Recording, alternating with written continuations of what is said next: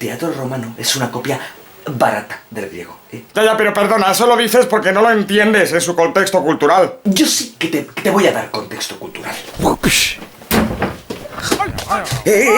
Chavales, ¿qué os pasa? ¿Y tú quién eres? Un historiador. Ay, mi faz. Ay. Madre mía, con lo tranquilo que estuve yo en el anterior vídeo. ¿Qué? Perdona, ¿qué has dicho?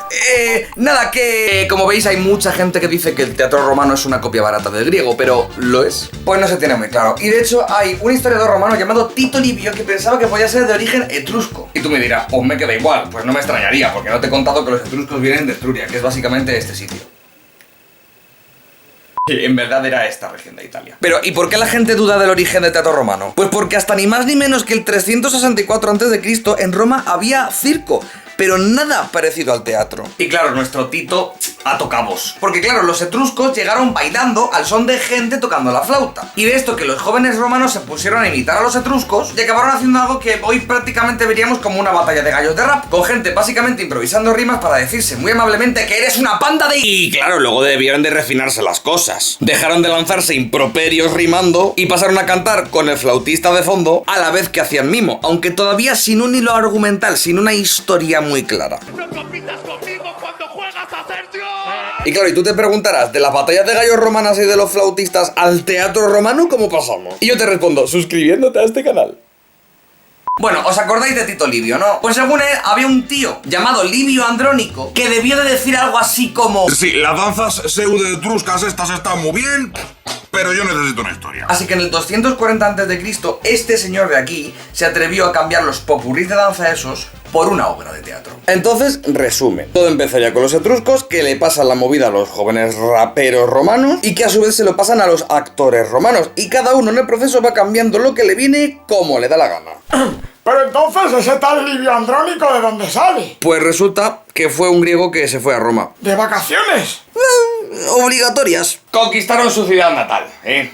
Básicamente allí le esclavizan. Efectivamente, pero su esclavista era buen rollero y le paga una educación guay. Y encima el esclavista este tenía bastante influencia en la política cultural, así que le pide a Livio Andrónico básicamente que haga cosas para sus eventos culturales. Un poco la explotación laboral que sufrimos todos los artistas y que llevamos sufriendo toda la vida, pues eso más o menos, pero a la romana. Ya. Total. El caso es que Livio conocía muy pero que muy bien el teatro griego e hizo su pastiche particular mezclando ambos mundos, volviéndose así un artista imprescindible, vamos, lo que ya quisiéramos muchos. Pero vamos, aunque la ejecución era complicada, la idea era bien sencilla, era adaptar el teatro griego al gusto romano. ¿Y qué hay que hacer para adaptar, por ponerte un ejemplo, la tragedia griega al gusto romano? Pues es una buena pregunta, muy buena pregunta, la verdad, eres bueno preguntando. La verdad es que no conozco a muchos romanos, pero lo que hizo Livio Andrónico fue, por un lado, terminar de cargarse el coro que ya venía agonizando desde el teatro griego y sustituirlo por intervenciones líricas cantadas por actores, y dos, añadir una cosa que se llama exodi al final, que era una especie de pieza breve paródica representada por jóvenes. Era muy de impro y tenía bastante origen en estas cositas que os decíamos antes de los jóvenes improvisando y todas esas cosas. Aunque esto ya no eran batallas de gallos, esto ya era otra movida, porque era de origen atelano, concretamente de Campania, que ya contaremos qué es. Vale, pero todo esto ¿por qué? O sea, ¿por qué de repente hemos pasado de no tener teatro a de repente que el teatro sea tan importante? Pues veréis, los romanos tenían dos tareas como ciudadanos, a cada cual más noble que la anterior. Primera tarea fundamental, ¡Reventarse la cabeza en guerras! y lo segundo, hacer política. Vamos, trabajo del duro, nada de ocio. De hecho, a este periodo de la vida romana se le llamaba negotium, literalmente no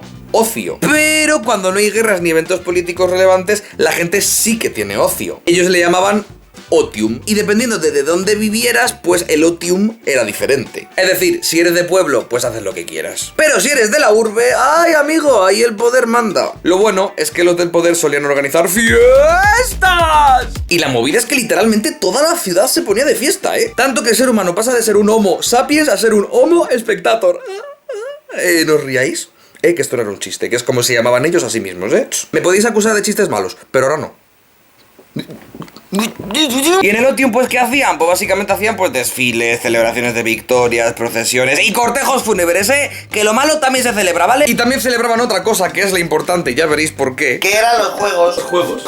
Juegos que eran de dos tipos. Las ludicircenses, juegos circenses, y las ludiescaenichi, es decir, juegos escénicos. Los juegos circenses son más antiguos que los escénicos. Y en ellos había carreras de caballos, combates de animales, atletas buenorros exhibiendo sus habilidades. Ah, y luego, pero mucho después, peleas de gladiadores, en las que, por cierto, muy raras veces había penas de muerte. Y solo durante un pequeño periodo de la historia. Así que Gladiator, lo siento mucho.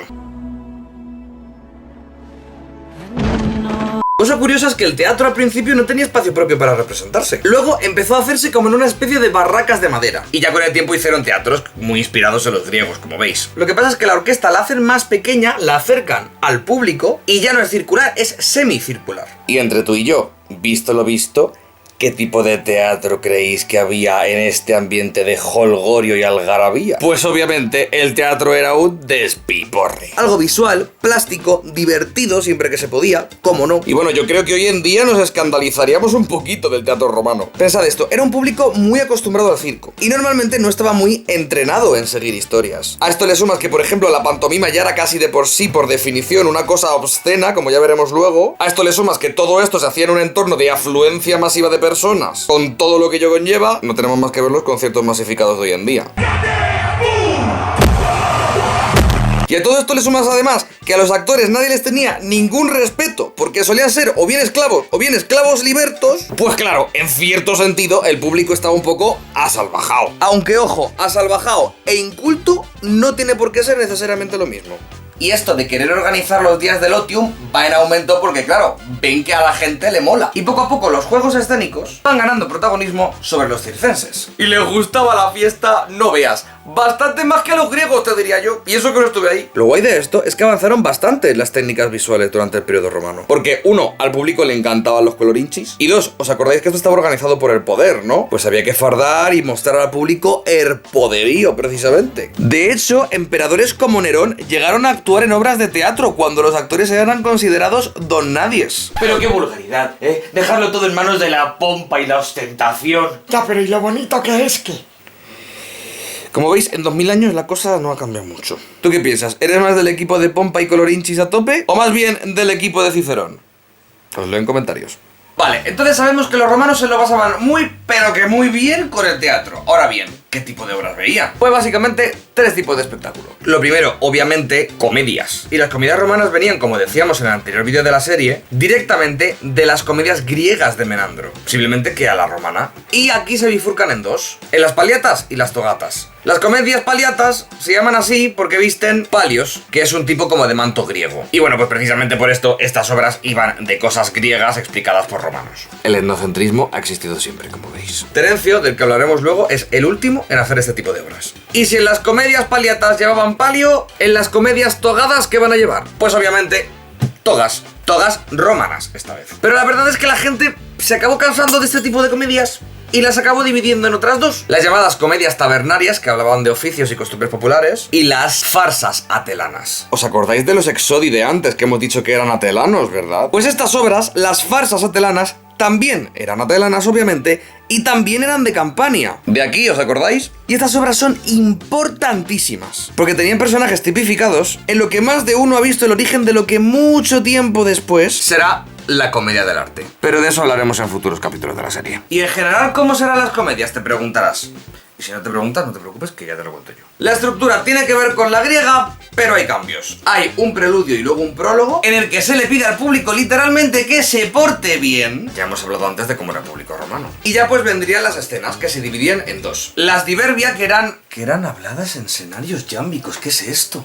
Y las cantica, que eran partes declamadas o cantadas con instrumentos. Aunque gente como Plauto, del que hablaremos luego, era más original. Como veis, esto se parece bastante a lo de los estásimos y los episodios que decíamos en el anterior vídeo. Y al final de la obra había un epílogo y un éxodi, la pieza improvisada esta que decíamos antes. ¿Y qué más había aparte de comedia? Pues teniendo en cuenta el gusto por lo visual, el gusto por el movimiento y todo eso, pues tenían que tener un género específicamente para eso.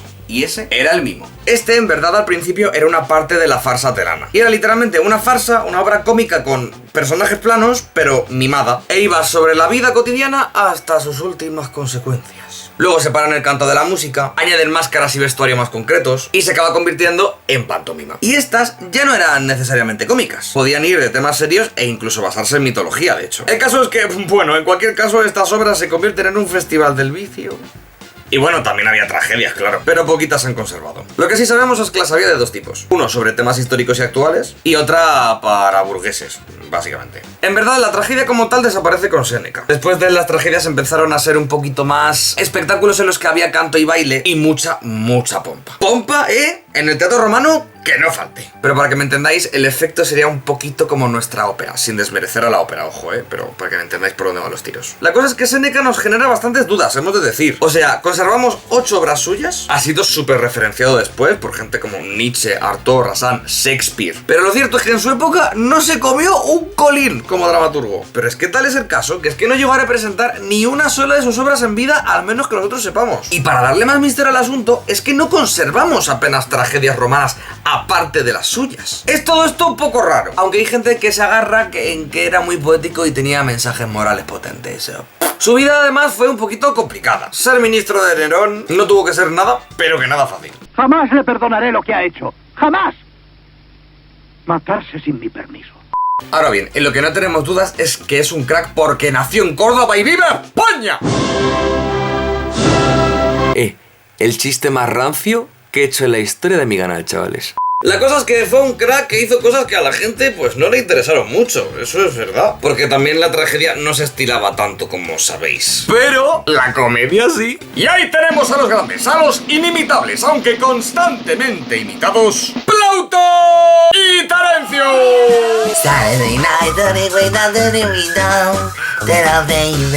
Vamos a volver a cambiar de plano porque me apetece. Primero con Plauto. Hizo unas 130 comedias. Eso es productividad y no lo que intentes hacer tú antes de hacer scroll infinito en Instagram. Aunque la bajona es que solamente conservamos 21. Y Plauto bebe directamente de Menandro, del que hablamos en el anterior vídeo. Es importante destacar que Plauto, aparte de dramaturgo, era un actor de estos que salía de los Exodi, de las impros estas de jóvenes. Y haber sido actor y haber sido mimo en este tipo de obras es muy importante para entender el teatro de Plauto. ¿Qué por qué? Porque quien conoce a su público conoce el mercado. Y básicamente lo que hacía era meter mucho movimiento y mucho mimo.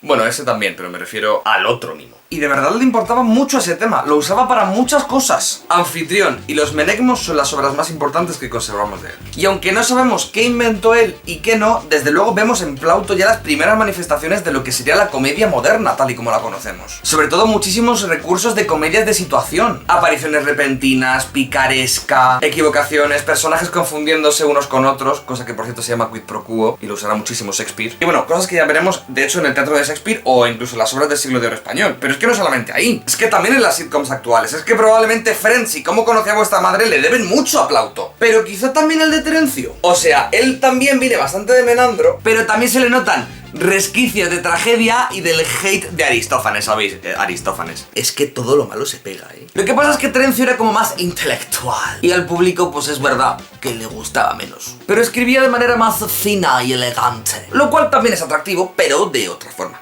Ciertamente. El caso es que esto explicará todos estos viernes que tú sales con tus colegas a discutir sobre el teatro romano, que yo sé que es una actividad súper apasionante. Y os habéis dado cuenta, José Manuel, Josefa, Ariel, que siempre estáis discutiendo sobre lo mismo, sobre si es mejor Plauto o si es mejor Terencio. Pues ¿sabéis una cosa?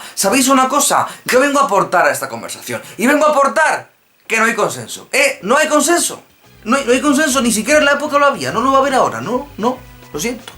Tendréis que seguir discutiendo todos los viernes. Pero bueno, aún así dime, ¿tú qué piensas? De Plauto ya te sabes las obras. Y de Terencio importantes tienes estas dos. Así que si no te las has leído, pues léetelas y ponme en los comentarios qué te parecen, Y me cuenta ya fundamentadamente si te gusta más Plauto o te gusta más Terencio. Y después de esto, viene el cristianismo y el teatro se va al carajo. Pero bueno, eso ya lo contaremos en el siguiente vídeo de la serie. Que si ya está público, pues lo tendréis aquí. Y si no, os dejo también aquí el vídeo de teatro griego, para que repaséis sobre todo la parte de Menandro, que sé que se os ha hecho un poquito de bola. Pero vamos, clicad en uno de los dos. Mirad, en este podéis ver cómo nace el teatro. Y en este podéis ver cómo se va al carajo. Contenido para optimistas y contenido para pesimistas. ¿Ves? Si es que tengo contenido para todo el mundo.